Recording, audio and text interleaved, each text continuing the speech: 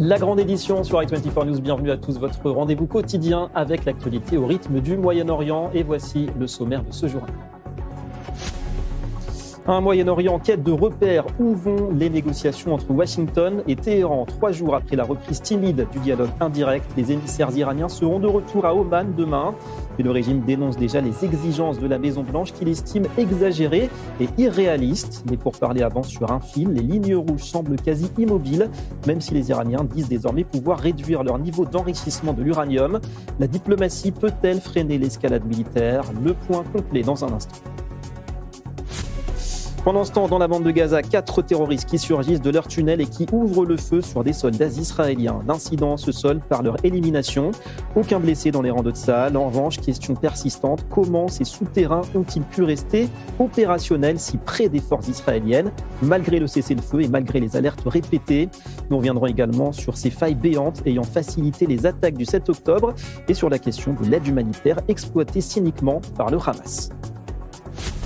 Et puis l'un des dossiers qui est appelé à animer les débats en Israël et dans la région, pour ou contre l'application de la peine de mort pour les terroristes. Le projet de loi autorisant cette sanction dans des cas exceptionnels a été, on le sait, adopté par la Knesset en première lecture il y a quelques semaines.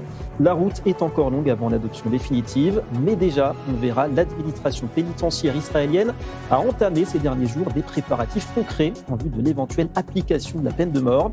Est-il trop tôt? Est-ce la bonne réponse au terrorisme? Rendez-vous dans le parti pris de cette édition.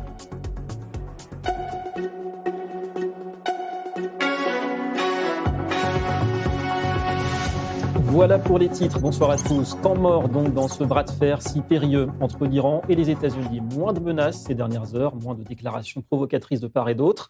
3 jours après le premier cycle de négociations à Oman, Ali Larijani, qui dirige l'équipe iranienne, est à nouveau attendu au Sultanat demain. Et Téhéran se dit disposé à réduire son stock d'uranium enrichi en échange de la levée de toutes les sanctions américaines.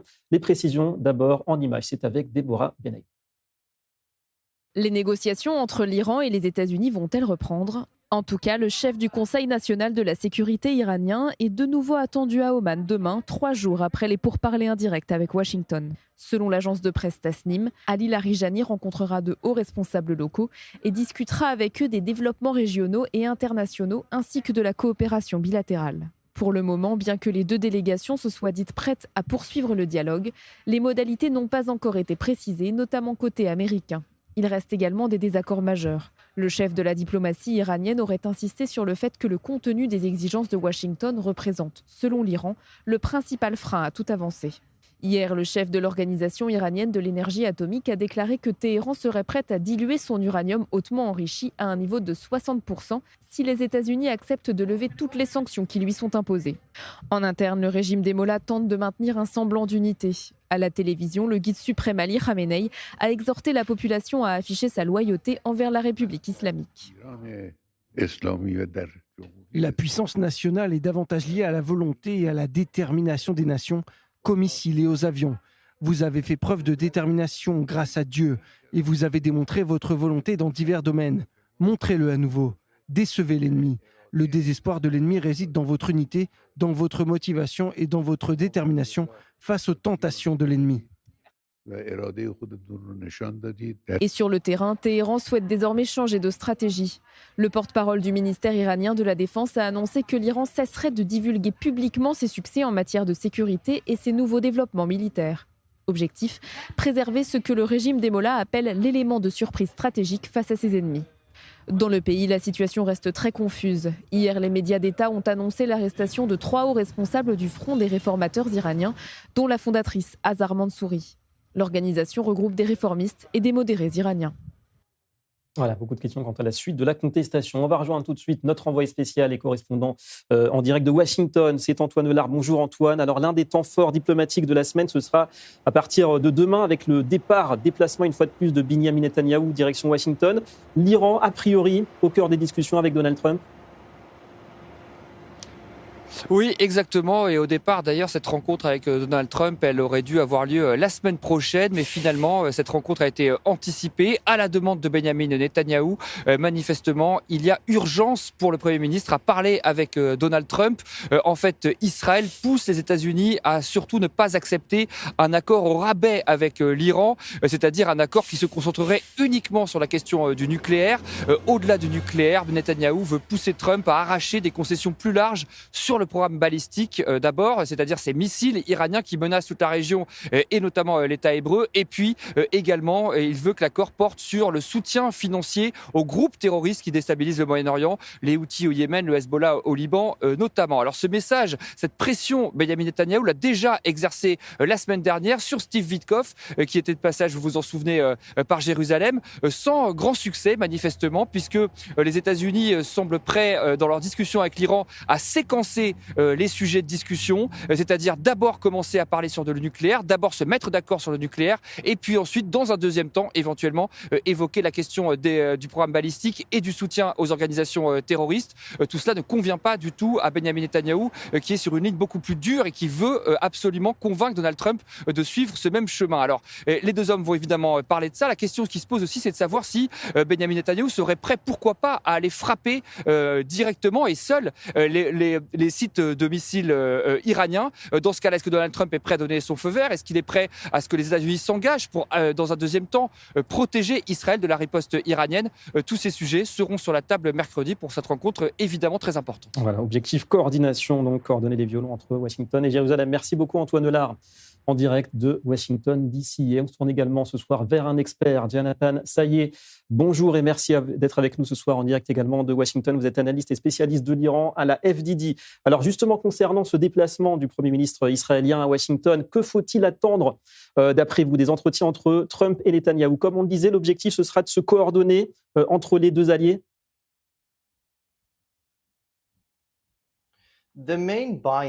Écoutez, ce qui est essentiel et qui est nécessaire à Washington pour aider à une attaque contre la République islamique, c'est Israël. Les autres alliés de la région essaient de convaincre Washington de ne pas attaquer l'Iran. Ça ne va pas avec leurs intérêts. Le Qatar, les Émirats, la Turquie, des pays qui profitent d'un Iran affaibli, mais ils veulent laisser en place ce régime.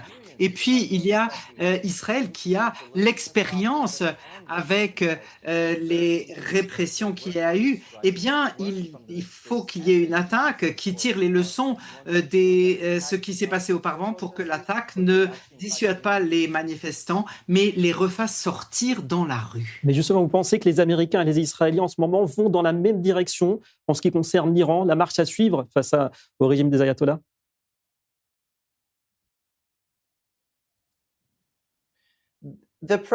Écoutez, la préférence déclarée de toutes parts, c'est que la diplomatie prime. D'abord, mais on ne parle pas d'accord. On ne veut pas revenir à un accord du JCPOA où ils avaient encore la capacité d'enrichir et d'avoir une levée des sanctions qui leur ont permis de soutenir leur proxy. Réalistement, et les Iraniens vont pas céder à ces demandes. Et on va voir ce qui s'est rejoué en 2025 où les choses étaient mises sur table. Téhéran a essayé de négocier et finalement, il y a eu une attaque sur toutes leurs installations. Et donc, c'est pas la question de savoir est-ce qu'il va y avoir une attaque ou pas, ou bien jusqu'où est-ce qu'elle ira? Est-ce que ce sera seulement une dissuasion de menaces ultérieures ou bien c'est pour terminer le travail? Vu la situation sur le terrain, ce serait une erreur stratégique de ne pas se baser sur le mouvement qui s'est levé en Iran contre le régime qu'on a vu dans beaucoup de villes. Et c'est pas seulement de Téhéran qu'on parle. Alors justement, vous parlez de diplomatie. Votre avis sur ces négociations d'Oman, qui vont d'ailleurs reprendre a priori demain, est-ce que c'est vraiment un dialogue constructif? C'est-à-dire que, comme vous le dites, il y a une volonté de part et d'autre peut-être justement d'éviter la guerre, ou bien on est toujours en train d'essayer de gagner du temps, que ce soit à Washington ou à Téhéran? Évidemment que ça a été la stratégie de Téhéran depuis des années. D'abord, faisant semblant de dialoguer avec Washington, mais en fait, ce qu'il se passe, ils ne veulent pas faire de concessions. Ils ne reculent jamais véritablement.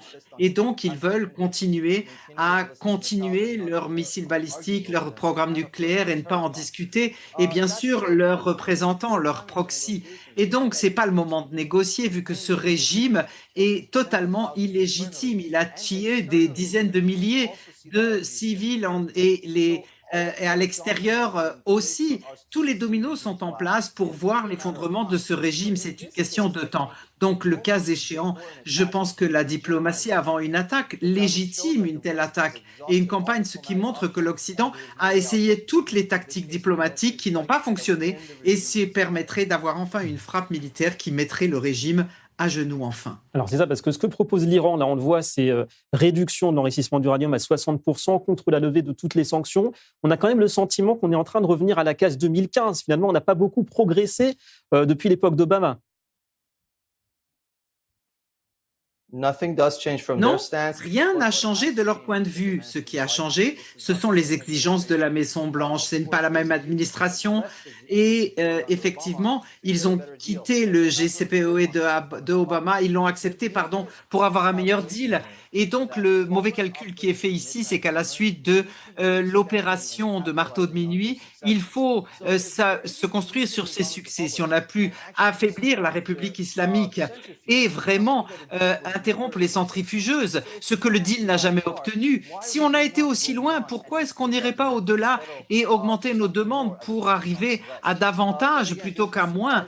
Oui, il n'y a pas de surprise ici. Le Téhéran ne fera pas de concessions.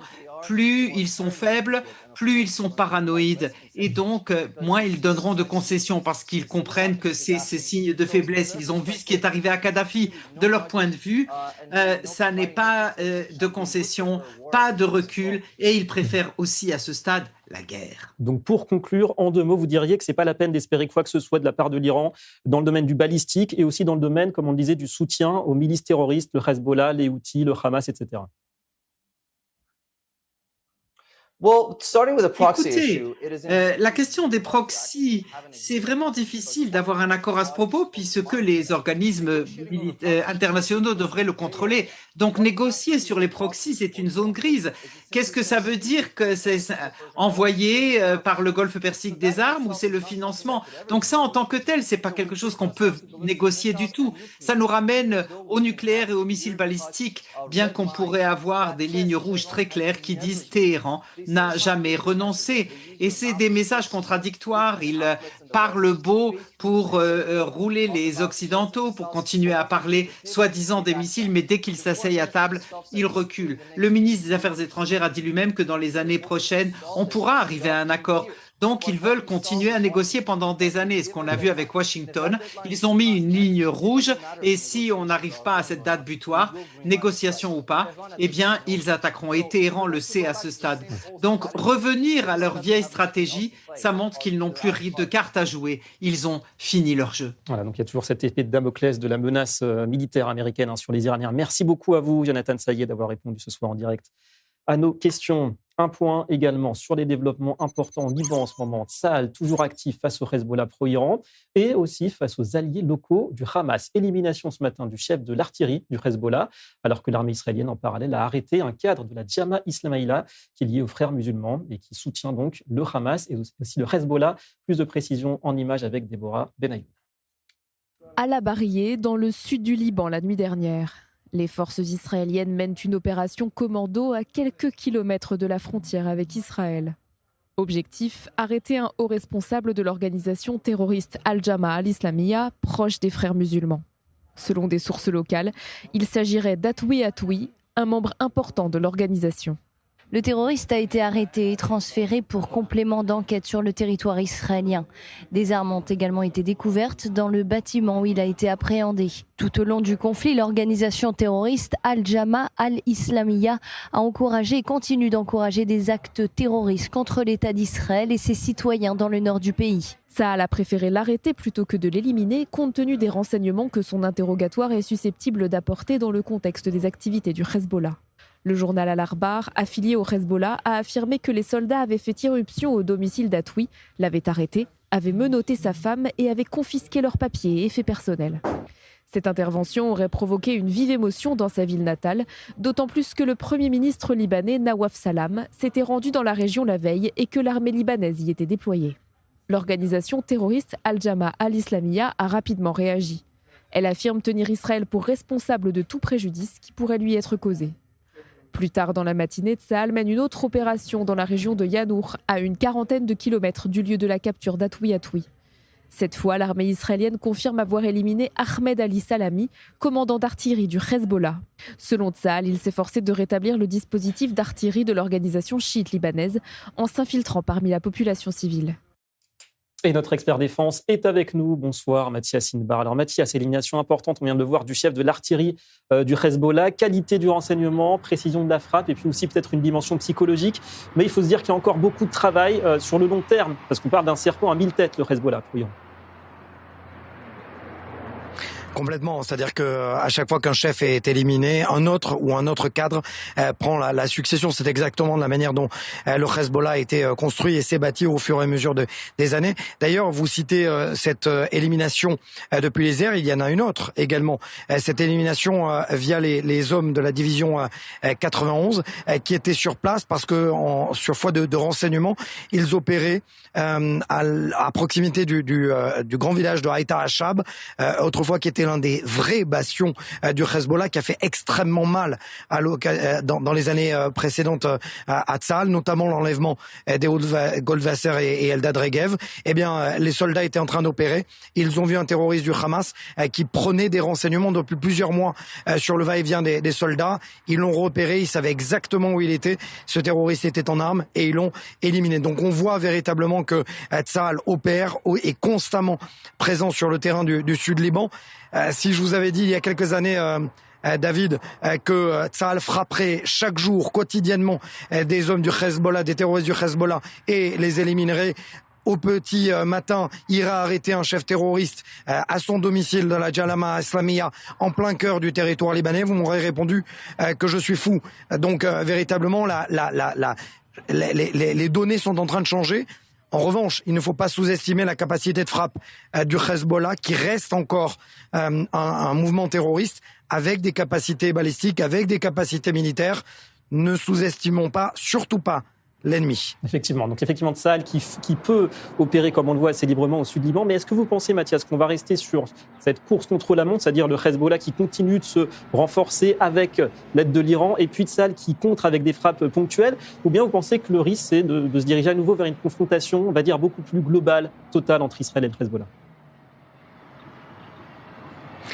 Ce qui me dérange, David, ces derniers mois, c'est que finalement, on n'entend plus parler du tout Tom Barak, l'ambassadeur américain en Turquie, le pro-turc, le pro-Erdogan, qui à un moment donné disait qu'il fallait absolument une date limite, une deadline pour faire en sorte que le Hezbollah soit désormais. On ne l'entend plus. On n'entend plus non plus l'administration américaine, alors que le Hezbollah, ne serait-ce qu'aujourd'hui, tout à l'heure, Naïm Kassem, le secrétaire général du Hezbollah, a dit que le seul moyen de contrer les attaques, dit-il, sionistes, donc de l'ennemi / Israël, c'est de renforcer la Mukawama, c'est-à-dire, dans ses propres termes, la lutte armée, la lutte terroriste, la lutte paramilitaire. Donc lorsque un chef terroriste se déclare de cette manière, eh bien, très clairement, il n'entend pas désarmer. Et donc, normalement, ça serait à Israël de le faire.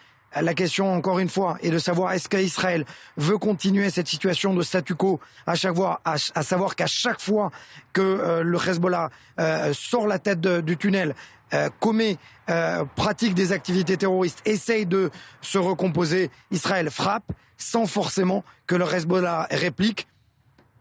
Pour l'instant, cette solution fonctionne.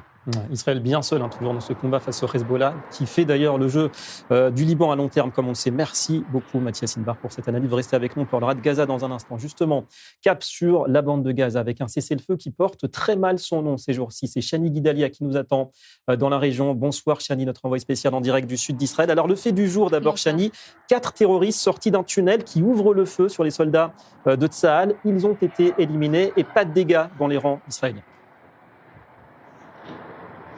Non, en effet, mais déjà, je voudrais vous signaler qu'il y a, en début de soirée, on a entendu ici, à Sderot, quelques explosions. Déjà, en fin d'après-midi, on avait entendu des tirs d'armes légères qui provenaient du nord de la bande de Gaza, et puis en début de soirée, quelques explosions aussi. Donc, on attend évidemment le communiqué officiel de l'armée israélienne pour avoir plus d'informations sur ce qu'il s'est passé, mais visiblement, il y a une certaine activité dans le nord de la bande de Gaza. Maintenant, pour ce qui s'est passé ce matin, en effet, il y a eu 4 terroristes qui sont sortis d'un tunnel dans la région de Rafah, un tunnel dans lequel ils étaient depuis plusieurs mois. Ils ont ouvert le feu sur les forces israéliennes qui étaient dans la zone, qui étaient déployées et qui continuaient les opérations pour démanteler les infrastructures terroristes restantes. Les 4 terroristes ont évidemment été neutralisés, éliminés par l'armée israélienne. C'est une énième violation du cessez-le-feu, puisque ces violations, on les voit, sont quasi quotidiennes. C'est-à-dire que hier, il y a eu aussi dans le nord de la bande de Gaza, cette fois, des terroristes qui ont franchi la ligne jaune, qui se sont approchés des forces israéliennes. D'ailleurs, ça a conduit à des frappes ciblées de l'armée de l'air. Donc, on voit que ces violations, elles sont quasi quotidiennes, et l'armée israélienne est, selon les responsables sécuritaires, dans ce qu'on appelle une sorte d'impasse stratégique. C'est-à-dire que d'un côté, eh bien, les soldats mènent des opérations constantes, plus une pression aussi le long de la ligne jaune pour sécuriser leur position, mais de l'autre côté, le Hamas poursuit ces violations du cessez-le-feu et se reconstitue dans le même temps, sachant qu'en plus le Hamas ne veut pas désarmer. Effectivement, et on le sait bien. Et puis il y a aussi un petit mot rapide, Chani, sur ces nouvelles révélations qui concernent des failles sécuritaires assez importantes qui avaient été ignorées pendant des mois avant, malheureusement, le 7 octobre 2023. Oui, c'est une information de la radio publique israélienne. Selon cette source, des responsables sécuritaires avaient alerté depuis des mois sur des graves failles dans certains points d'accès secondaires vers la bande de Gaza, des accès qui étaient utilisés par Tsahal pour la logistique, le matériel médical ou encore le déplacement des troupes, mais qui, contrairement au passage de Kerem Shalom, étaient beaucoup moins contrôlés. Donc, résultat, ces points d'accès secondaires sont devenus, on va dire, des points faibles, des angles morts du dispositif sécuritaire. Et des personnes auraient profité justement de ces failles pour faire transiter des marchandises en grande quantité vers la bande de Gaza. Le Hamas avait même proposé des incitations financières pour pouvoir, pour ces trafiquants en fait qui feraient passer des marchandises vers la bande de Gaza. Et pourtant, il y avait des signaux d'alerte qui existaient depuis un bon moment déjà. Il y avait des camions qui arrivaient à ces points de passage à des heures inhabituelles. Et c'est finalement un soldat de la brigade Golani qui a alerté sur ces graves failles sécuritaires et qui finalement a déclenché l'enquête. Ouais, et le Hamas qui a malheureusement pu exploiter ces failles. Merci beaucoup, Chani Guidalia, pour ces précisions. Ce soir en direct du sud d'Israël, tout près de la bande de Gaza, Sderot. On vous retrouve également, Mathias Inbar. Alors un mot aussi, parce que concernant ces failles d'avant le 7 octobre, est-ce qu'on peut parler d'une erreur stratégique collective, gouvernement et renseignement, une mauvaise compréhension quelque part, une mauvaise lecture de ce qu'est l'essence du Hamas ?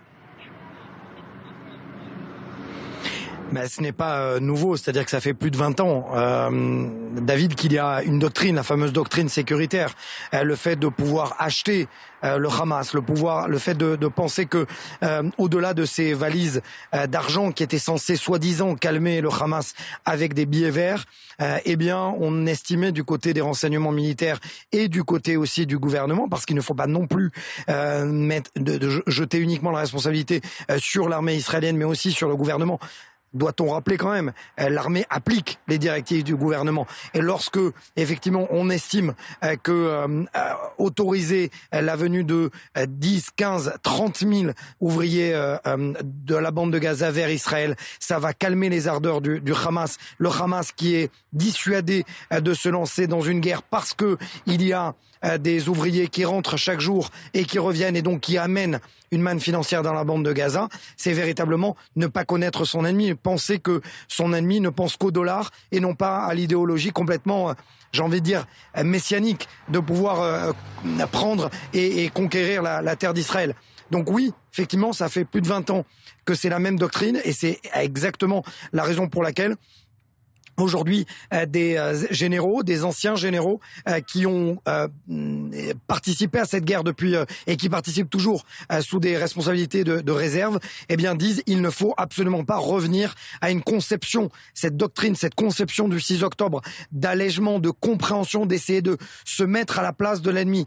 On ne peut pas se mettre à la place d'un ennemi qui rentre dans la maison, qui brûle des civils, qui tue des enfants, qui viole des femmes, tout simplement parce que c'est une décision religieuse. Donc clairement, oui, pour répondre à votre question, il y a eu erreur de conception militaire, erreur de conception du gouvernement. C'est à la nouvelle génération ou au prochain gouvernement et à la nouvelle génération de généraux qu'il va falloir effectivement donner les clés de cette nouvelle doctrine sécuritaire. On la remettre à jour, parce que rien ne dissuade, comme vous le dites, un mouvement fanatique et fondamentaliste comme le Hamas. Merci beaucoup, Mathias Inbar, notre expert défense. Lui, allez-y, dernier mot. Mathias, vous en prie. Juste un dernier mot. Oui, l'armée israélienne devrait l'annoncer prochainement, dans les prochaines minutes.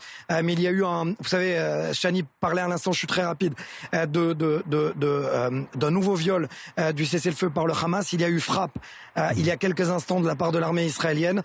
Plusieurs terroristes ont été atteints, dont un qui serait, selon mes propres sources, un commandant adjoint de bataillon du Hamas qui est responsable direct de la mort d'un soldat israélien il y a plusieurs mois. La boucle est encore une fois bouclée pour l'armée israélienne face à ces soldats qui sont tués au combat, sur le terrain. Voilà, effectivement, un Tzal qui ne néglige donc aucun paramètre et détail dans cette guerre face au Hamas. Merci beaucoup, Mathias, et on suit effectivement de près ces évolutions. Alors, dans ce contexte, le cabinet de sécurité israélien a approuvé hier une série de mesures visant à augmenter le contrôle d'Israël en Judée et Samarie. Ce sera notre éclairage en 3 questions.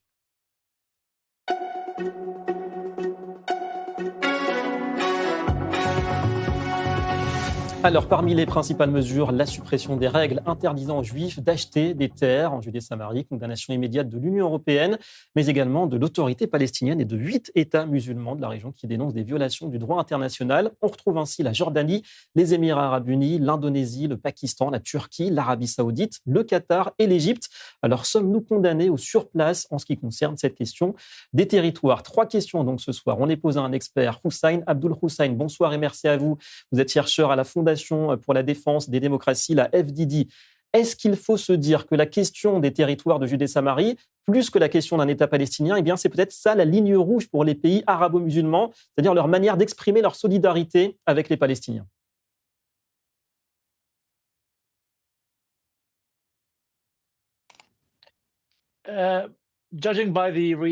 Si on juge selon les réactions, ça n'est pas le cas. Même s'ils clament que c'est le cas, vous venez de nommer les pays qui ont déclaré cela. Et donc, 5 membres de la Ligue arabe sur 21 membres de la Ligue arabe ont fait cette déclaration. Et 8 sur 53 de l'organisation du monde islamique, donc des États islamiques. Donc le nombre de gouvernements qui s'opposent à cela est vraiment très restreint. Les autres gouvernements ne sont pas vraiment intéressés ou bien le sujet n'est pas vraiment important pour eux. Donc cette fiction qu'il y a une rue arabe ou une rue islamique me semble à ce stade comme une licorne. Je ne dis pas que les gouvernements arabes soient d'accord avec ce qui a été décidé, mais je dis simplement que la réaction n'est pas aussi terrible que ce qu'on pourrait imaginer. Voilà, donc ne pas exagérer effectivement cette réaction des pays musulmans. Alors c'est vrai que d'un côté, on invoque le droit international, mais d'un autre côté, est-ce qu'il n'y aurait pas un refus justement de la part d'une partie du monde arabo-musulman de reconnaître la réalité post-guerre des 6 jours, post-guerre de Kippour, qui veut que ces territoires aient été récupérés par Israël à l'issue de guerres défensives? C'est ça la réalité de facto quelque part depuis près de 6 décennies. Et quelque part, est-ce que vous pensez que certains pays ne l'accepteront jamais? Je pense que cela va au-delà des gouvernements arabes et musulmans. Je pense qu'au niveau international, je ne suis pas sûr combien de pays de l'ONU reconnaissent la souveraineté de facto d'Israël sur cette zone qu'Israël a conquis en 67. Il me semble que chacun parle de territoires disputés ou de territoires occupés parfois, mais personne ne les appelle territoires israéliens. Alors, je pense que c'est encore un sujet de débat. Même s'il n'y a pas de réaction, la situation légale n'est pas vraiment claire. Et de quelque côté que l'on se tourne, du point de vue même de certaines factions israéliennes, Israël ne clame pas sa souveraineté sur ces territoires non plus. Ouais. Alors, quelle serait selon vous la bonne approche justement pour bâtir l'avenir? Qui doit faire des gestes en direction de l'autre? Est-ce que c'est à Israël de céder comme il a essayé de le faire d'ailleurs à Oslo ou à Camp David par le passé?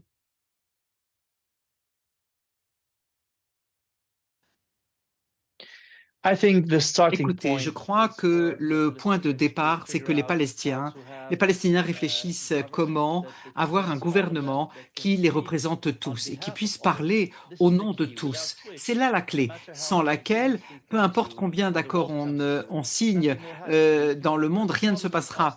Le problème avec Oslo, ça n'était pas les sujets et les détails sous Oslo. Le problème d'Oslo, c'est que les Palestiniens n'ont pas pu fournir ce qu'ils avaient promis. L'autorité palestinienne, l'OLP a signé quelque chose, le Hamas faisait autre chose. Tant que les Palestiniens n'ont pas une représentation, un gouvernement qui puisse faire ce qu'il dit, d'ici là, je pense que malheureusement, nous devrons rester dans cette situation qui est dans les limbes entre les deux côtés. La situation verrouillée, effectivement, pour l'instant en tout cas. Merci beaucoup à vous, Hussein Abdul Hussein, pour cet éclairage en 3 questions depuis Washington, traduction assurée par Gisèle Abazon. On revient également, comme promis, sur l'un des dossiers qui est appelé à animer les débats en Israël et dans la région pour ou contre l'application de la peine de mort pour les terroristes. On sait que le projet de loi autorisant cette sanction dans des cas exceptionnels a été adopté il y a quelques semaines par la Knesset en première lecture et donc la route est encore longue avant l'adoption définitive. Mais déjà, l'administration pénitentiaire en Israël a entamé ces derniers jours des préparatifs concrets en vue de l'éventuelle application de cette peine de mort. Et on sait que les exécutions seraient réalisées par pendaison. Les équipes concernées seraient composées de volontaires qui suivraient une formation spécifique tenant compte de la dimension morale, psychologique ou encore opérationnelle d'un tel acte. Alors, est-il encore trop tôt? Est-ce la réponse surtout à donner au terrorisme? Eh bien, parti pris ce soir. On accueille pour cela Maître Alexandre Bensoussan. Bonsoir et merci à vous. Bonsoir. Avocat d'affaires international chez Herzog Fox Neeman, réserviste au sein de l'unité EGOZ, unité d'élite de Tsahal. Alors, un mot d'abord quand même sur ce qui est en train de se passer déjà dans les prisons. Pourquoi, d'après vous, se préparer dès maintenant, alors même que la loi, comme on l'a dit, n'est pas encore passée définitivement? Je pense quand même que c'est un processus qui requiert une certaine préparation, étant donné que, on le rappelle, la dernière personne et la seule personne qui a été exécutée en Israël, c'est Eichmann. Donc ça remonte à des années. C'était aussi pour marquer le coup. Donc je pense que c'est un processus et c'est quand même en fait quelque chose qui va requérir de l'État d'Israël et des gens qui sont dans les autorités pénitentiaires de s'adapter à une réalité nouvelle. Donc préparation justifiée. Alors la question justement, parti pris pour ou contre la peine de mort pour les terroristes, est-ce que c'est une bonne idée ou pas? Est-ce que c'est l'une des réponses, vous pensez, qu'Israël doit donner aujourd'hui au terrorisme? Alors moi, ce que je déplore depuis toujours, c'est que la question de la peine de mort est toujours abordée de manière manichéenne. C'est-à-dire que les gens en fait, qui sont en faveur de la peine de mort vont tout de suite être catégorisés de barbares, ou alors il y a un espèce de réflexe pavlovien qui va venir, on va dire, les traiter, approcher cette idée, approcher les gens qui défendent la peine de mort comme des gens qui sont assez pauvres d'esprit et qui vont mettre en avant finalement cette espèce de recherche de vengeance. Alors, lorsqu'on se plonge dans la philosophie du droit pénal et lorsqu'on se plonge dans les 2 grandes écoles qui animent le droit pénal, c'est-à-dire l'école rétributionniste et l'école utilitariste, on s'aperçoit que l'école rétributionniste, qui est quand même l'école d'Emmanuel Kant, défend quand même l'application et qu'il y ait justement une équivalence morale parfaite entre la peine et le crime qui a été commis. Qu'est-ce que ça veut dire et pourquoi est-ce que Kant défend ça? Parce qu'en réalité, il dit qu'un État qui n'est pas capable de punir à la hauteur de l'acte qui a été commis, c'est un État qui se débine, c'est un État qui se dérobe, c'est un État qui fait preuve d'incohérence morale. Et quel est le problème de l'incohérence morale? C'est qu'en réalité, lorsqu'on ne veut pas voir la gravité de l'acte qui a été commis, et lorsqu'on préfère tourner les yeux, c'est-à-dire que lorsqu'on préfère enfermer quelqu'un pendant 80 ans en prison jusqu'à ce qu'il meure, on n'a pas envie de voir du sang qui gicle sur les murs parce que ça va effleurer, ça va frapper, on va dire, nos consciences. Eh bien, en réalité, c'est la société entière, selon Kant, qui endosse le crime. Donc, par conséquent, la société se rend coupable d'une partie du crime de par le fait qu'elle n'a pas été assez forte pour pouvoir punir à la hauteur de l'acte qui a été commis. Et le problème, c'est que lorsque cette société ne fait pas preuve de suffisamment de force pour punir l'acte, ce qui est terrible, c'est que on voit que les limites entre le bien et le mal commencent à se flouter. Et c'est des choses qu'on peut aisément voir dans certains pays d'Europe, dans énormément de pays dans le monde. Et Perte on de est repères. aujourd'hui, Pardon ? Une perte de repères. Une perte totale de repères. Une perte de repères, on ne sait plus en fait dissocier le bien du mal. Et bien évidemment, ce que je suis en train de vous dire va de pair avec le fait que la peine de mort doit rester une peine capitale, une peine qui est utilisée et qui est décidée après un verdict judiciaire qui doit être extrêmement précis, avec un processus bien évidemment de preuve et qui doit être extrêmement exigeant et qui doit être gardé dans des cas qui sont extrêmes. Mais il y a la question de se dire aussi, non seulement il y a une véritable incohérence morale à ne pas pouvoir punir à la hauteur des actes qui ont été commis et que la société endosse ça, mais ça crée aussi une incohérence physique, selon Kant. C'est-à-dire qu'en fait, ce qui va être extrêmement problématique, c'est qu'on va avoir 1167 personnes qui ont été assassinées le 7 octobre, qui, elles, ne sont plus avec leurs proches et qui ne font plus partie de cette société, alors qu'à côté de ça, vous avez des centaines de terroristes de la Nourba qui, elles, physiquement, à l'état le plus basique, à l'état physique, continuent à survivre dans les prisons israéliennes. Donc ça crée un déséquilibre physique et un déséquilibre moral qui est absolument intolérable. Vous dites justice morale plutôt que vengeance, ce sera donc votre parti pris. Merci beaucoup, Maître Alexandre Bensoussan. On remonte dans le TGV de l'actualité à présent. L'info chrono, c'est tout de suite.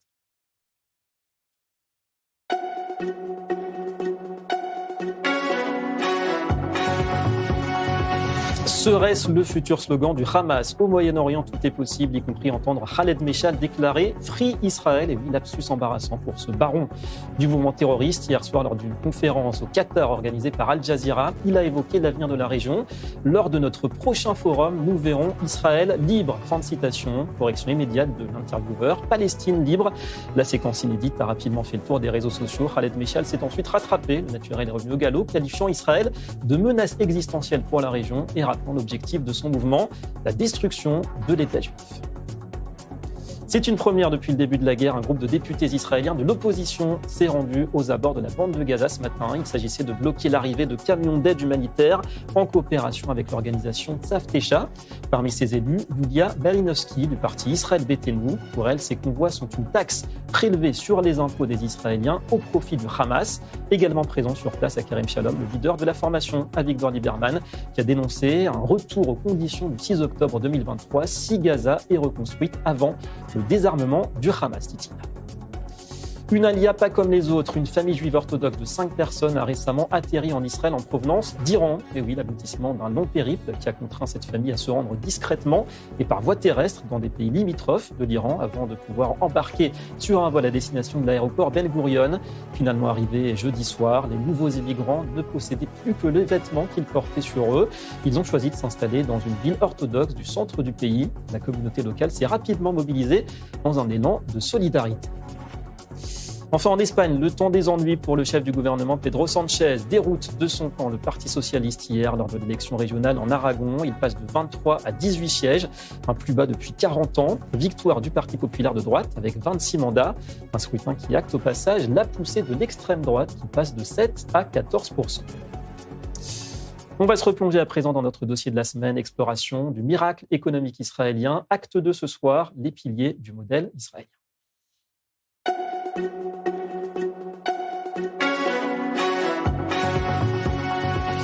Et c'est vrai qu'on hésite toujours à employer le terme modèle, tant cette économie israélienne, on le disait hier, s'est construite sur la contrainte et sur la capacité d'adaptation. On va se pencher ce soir sur quelques-uns des éléments justement qui participent aujourd'hui au phénomène. Ils sont nombreux, agriculture, technologie, mais aussi le gaz ou les diamants. Encore fallait-il mettre en musique cette partition. C'est tout l'enjeu, comme nous l'explique Mathieu Windig. Israël, un pays de 10 millions d'habitants, occupe aujourd'hui une place singulière sur l'échiquier économique mondial. Sans ressources naturelles majeures à son indépendance, il a construit une économie hautement innovante, exportatrice et résiliente, souvent qualifiée de Startup Nation. Le secteur high-tech en est la colonne vertébrale. Il représente environ 17 à 20% du PIB et 50% des exportations du pays, avec des forces particulières dans la cybersécurité, les logiciels, l'intelligence artificielle, la medtech et la fintech. Dans la cybersécurité, Israël n'est plus simplement un acteur, il capte plus de 20% des investissements mondiaux dans ce domaine, un leadership qui s'est traduit par d'énormes acquisitions comme celle de Wiz par Google pour environ 32 milliards de dollars en 2025. Aux côtés de la cybersécurité, les innovations IA, FinTech et MedTech se multiplient. Les deep tech israéliennes ont levé plus de 28 milliards de dollars depuis 2019, montrant une capacité d'innovation systémique malgré une stagnation récente de la création de start-up. Un autre pilier historique, l'industrie du diamant, reste significatif même s'il a perdu du terrain face au high-tech. Israël est l'un des principaux centres mondiaux de taille et de commerce de diamants, avec plus de 6 milliards de dollars d'exportation annuelle. Ensuite, l'industrie de défense demeure un secteur stratégique, technologie avancée, drones, systèmes électroniques et exportation massive vers des dizaines de pays. Cette industrie n'est pas uniquement une source de revenus, elle sert aussi de réservoir technologique pour des applications civiles. Deux volets sont souvent sous-estimés, il s'agit de l'agrotech et du watertech. Face à des conditions naturelles difficiles, désert du Negev, pression sur les ressources en eau, Israël a développé des technologies de pointe en désalinisation, traitement des eaux usées, irrigation de précision et agriculture en climat aride, transformant la contrainte en avantage exportable. Plus récemment, les gisements de gaz offshore ont apporté un bonus énergétique, renforçant l'indépendance énergétique et les revenus publics sans pour autant supplanter les moteurs traditionnels de l'économie. Dans ce modèle, l'innovation n'a pas été un choix abstrait, elle était imposée par la contrainte. Confronté à l'isolement régional, au défi d'un territoire aride et aux besoins de sécurité, Israël a fait de l'adaptation technologique une condition de survie économique et stratégique. Mais cette dépendance au high-tech soulève une question. Peut-on s'appuyer autant sur un secteur aussi concentré et soumis à des cycles globaux de financement ? L'économie israélienne compose aujourd'hui avec des signes de stagnation de l'emploi high-tech, un ralentissement de la création de jeunes entreprises et la nécessité de repenser la diversification. Un nouveau challenge pour un pays où la matière grise et la capacité d'adaptation sont constamment mises à l'épreuve. Et un focus sur ce virage historique que nous vivons déjà, celui de l'intelligence artificielle. Son essor à travers le monde pourrait-il fragiliser l'avance technologique d'Israël ou bien au contraire l'amplifier, la booster ? Bonsoir Mathieu Winding, qui nous voit ce dossier ce soir. Mathieu, menace ou opportunité, on a peut-être déjà des éléments de réponse dès aujourd'hui. Oui, David, l'intelligence artificielle, ce nouveau front de compétition globale, est pour Israël à la fois un avantage comparatif et un défi stratégique. D'un côté, les entreprises israéliennes exploitent déjà l'intelligence artificielle dans la cybersécurité, la medtech, la finance, la gritech. Cela attire des capitaux internationaux, permet des acquisitions de grande valeur. L'intelligence artificielle est un levier de productivité, mais l'intelligence artificielle pose aussi des questions. Quelle est la limite de la dépendance à cette technologie ? Certains métiers pourraient être automatisés, réduisant certains emplois, accentuant les inégalités. Enfin, la concurrence mondiale est impitoyable. Les États-Unis, la Chine et l'Europe ont déjà beaucoup misé sur l'intelligence artificielle. Donc Israël doit non seulement innover, mais continuer à attirer, former des talents et pour conserver son avance. Donc, en résumé, l'intelligence artificielle n'est pas une menace, mais elle oblige la Startup Nation à réinventer sa stratégie de croissance et d'éducation technologique dans cet environnement global très, très compétitif. Effectivement, une transition à bien négocier. En tout cas, voilà, on a grâce à vous un début de réponse. Et Mathieu, dans ce contexte, peut-être déjà quelques bonnes nouvelles ? Oui, alors, par exemple, le PDG de NVIDIA, Jensen Huang, l'une des compagnies phares de l'économie de l'intelligence artificielle, annonce la construction d'un superordinateur dans le nord d'Israël et que cette construction aura de profondes répercussions dans tout le pays. Il faut savoir que NVIDIA est présente en Israël avec une partie conséquente de son département recherche et développement. Alors en Israël, ça représente 5000 emplois sur 7 sites différents. Et donc, selon le PDG de NVIDIA, l'arrivée du superordinateur créera un flux économique descendant qui ira vers les startups, la recherche, le développement, les universités et l'acquisition de nouvelles compétences. Enfin, pour finir, pour la première fois, une publicité pour une start-up israélienne est diffusée pendant le Super Bowl aux États-Unis. Base 44, c'est un créateur d'applications basé sur l'intelligence artificielle qui permet aux personnes sans expérience de créer des applications avec quelques phrases ou quelques documents. Donc, il faut savoir que Base 44 a été racheté par Wix pour 80 millions de dollars après seulement 6 mois d'existence. La Russie d'Israël qui s'expose donc au Super Bowl, rien que ça. Merci beaucoup. Mathieu Winding, allons encore plus loin ce soir. Notre invité est le professeur Binyamin Bental. Bonsoir et merci à vous. Vous êtes chercheur principal et président du programme de politique économique au Top Center. Alors, on l'a dit, l'accent mis sur l'IA en Israël. Est-ce qu'il peut se traduire par une nouvelle vague de croissance, vous pensez, structurelle pour l'économie israélienne, avec d'ailleurs le risque peut-être d'exacerber les inégalités sociales, au moins dans un premier temps ?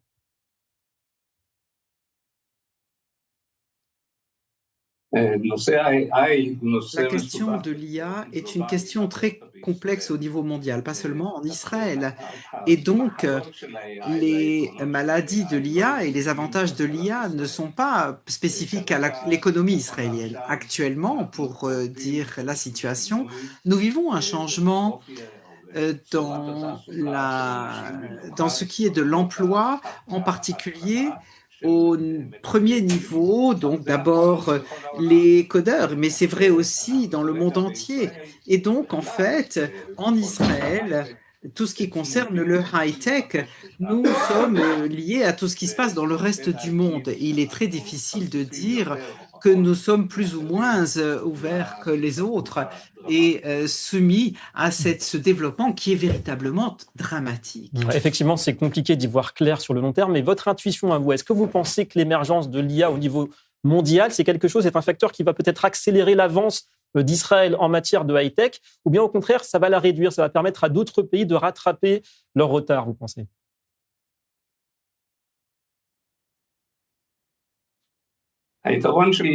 L'avantage du high-tech israélien, c'est qu'il a toujours trouvé des marchés niches. Nous sommes un tout petit pays. Le high-tech est extrêmement important dans l'économie israélienne et c'est important aussi dans l'économie mondiale. Mais avec tout le respect à l'État d'Israël et à son high-tech, nous ne sommes qu'un petit pion par rapport à ce qui se passe dans le monde.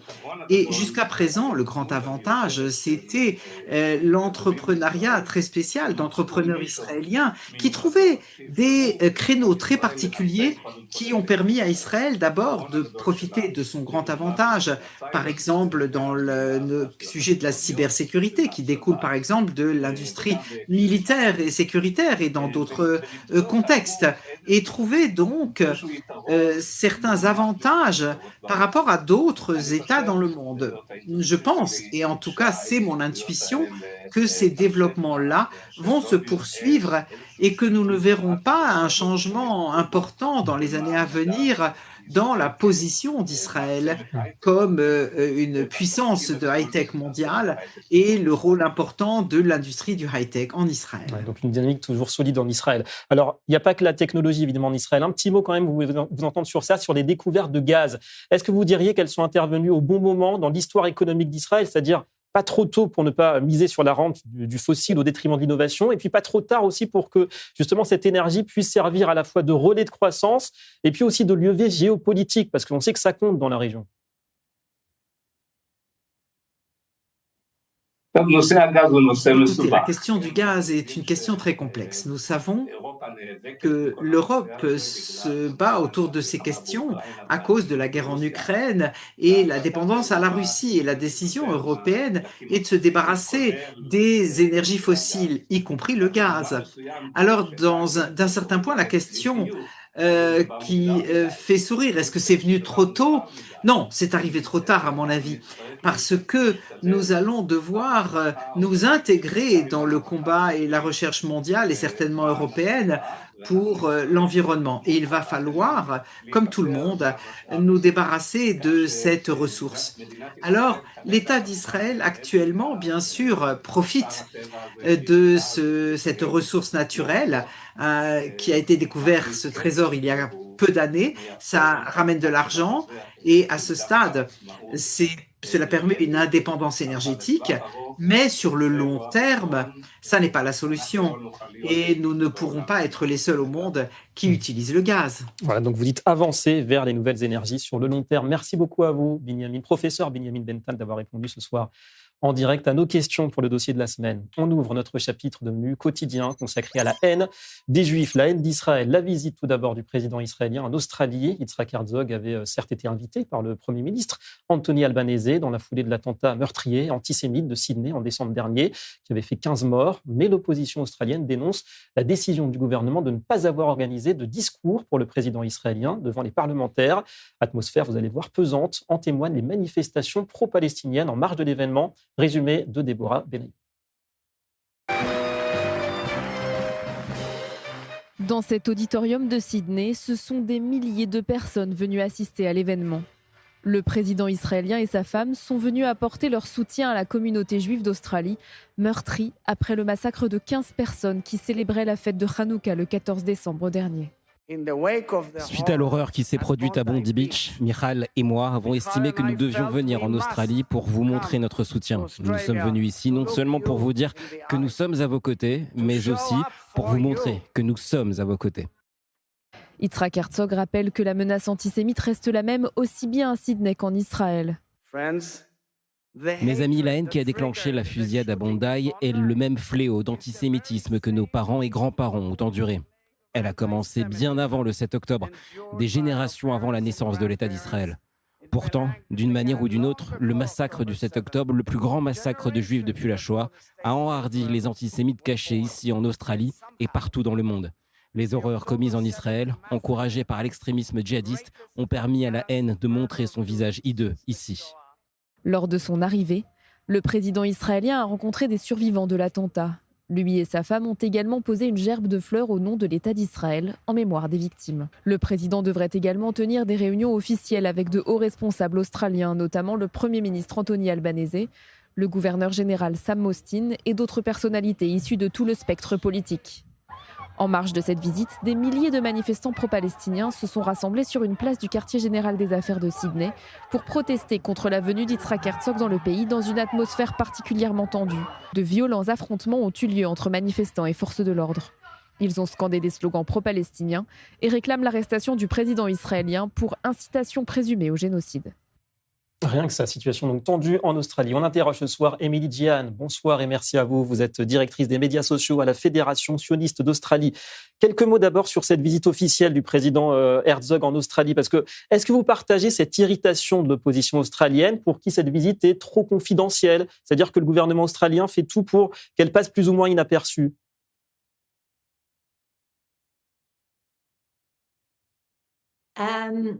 Écoutez, je ne suis pas sûre que j'ai vraiment compris cette question, en fait. Est-ce que vous pensez, comme le dit l'opposition australienne aujourd'hui, que cette visite du président Herzog, quelque part, le gouvernement australien essaye de la cacher, la camoufler quelque part? C'est-à-dire qu'il n'y aura pas de discours de Herzog devant les parlementaires. Quelque part, on n'en parle pas beaucoup, il n'y a pas beaucoup de discussions officielles.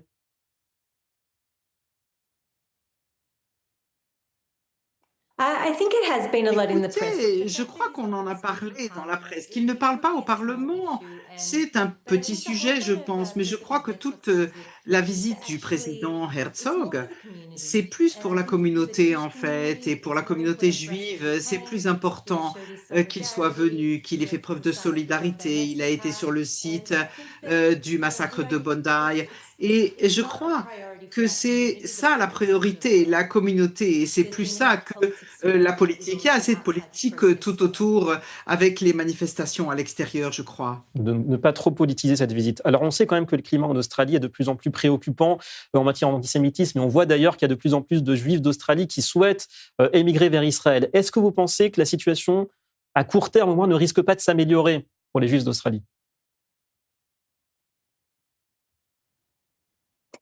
C'est difficile de le dire. Écoutez, on a supplié depuis 2 ans, mais vraiment supplié le gouvernement de faire quelque chose. On a supplié pendant que les synagogues étaient brûlées, quand on attaquait les vitrines et les restaurants juifs israéliens. Et on est arrivé au stade d'un massacre avant que quelque chose soit fait. Et donc, le 14 décembre, ça a changé, quand les Juifs ont été assassinés alors qu'ils célébraient Hanouka. Et donc, on a une situation où nos pires craintes se sont réalisées. Et après cette attaque, le gouvernement a commencé à dire ce qu'il fallait et à faire ce qu'il semblait devoir être fait. Mais vous le voyez, avec la violence et les manifestations répugnantes qu'il y a dans les rues pendant la visite du président Herzog, on n'est pas du tout près de ce changement. Et les choses sont inquiétantes pour beaucoup de Juifs qui réfléchissent à venir en Israël et faire leur alia. Comprenez que l'Australie était un port sûr pour les Juifs. Mes grands-parents sont venus après la Shoah en Australie. Ils sont tous morts depuis, mais ils auraient été horrifiés de voir ça parce que l'Australie était vraiment un paradis pour eux, qui les a accueillis, où ils ont pu prospérer. La communauté juive a vécu des très belles vies en Australie. C'est horrifiant pour moi de voir ce que je vois aujourd'hui en Australie.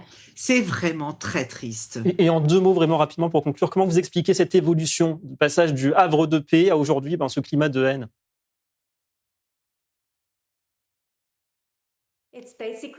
Écoutez, c'est simplement de l'antisémitisme. Et malheureusement, ça n'est pas particulier à l'Australie, on le voit dans le monde entier. On pensait qu'on était intouchable en Australie, mais ça n'est pas le cas et le gouvernement ne fait pas suffisamment pour changer cela. Voilà, tendance mondiale malheureusement, effectivement. Merci beaucoup à vous, Émilie Djerian, d'avoir répondu ce soir à nos questions. Et autres pays anglo-saxons et autres transformations, cela se passe au Royaume-Uni. Vous allez le voir, une synagogue de Londres bientôt transformée en mosquée. Une page est en train de se tourner dans l'est de la capitale où l'on retrouve notre correspondante Laura Calmu. Bonjour Laura, un projet qui se chiffre tout de même en millions de livres sterling. Expliquez-nous.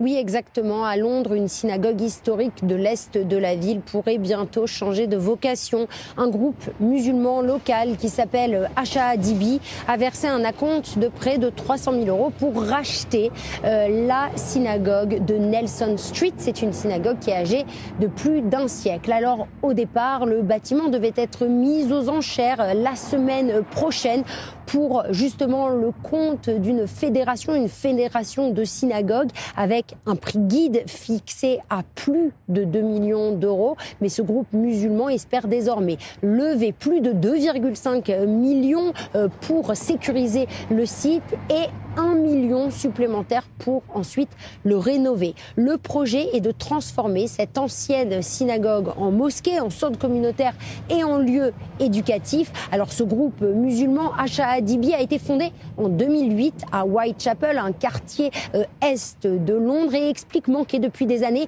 de locaux permanents et fonctionner depuis plusieurs sites loués. L'association affirme aujourd'hui soutenir plus de 500 personnes chaque semaine à travers une autre mosquée, une école et un pôle jeunesse, et espère donc acquérir ce nouveau bien. Voilà le décor qui est en train de changer progressivement à Londres, visiblement. Merci beaucoup, Laura Calmu. C'est la fin de cette édition. Merci d'avoir été avec nous. Merci de votre fidélité. Tout de suite, vous avez rendez-vous avec Raphaël Hassine pour Ça se débat en compagnie de ses invités. Très bonne soirée à tous sur iTunes.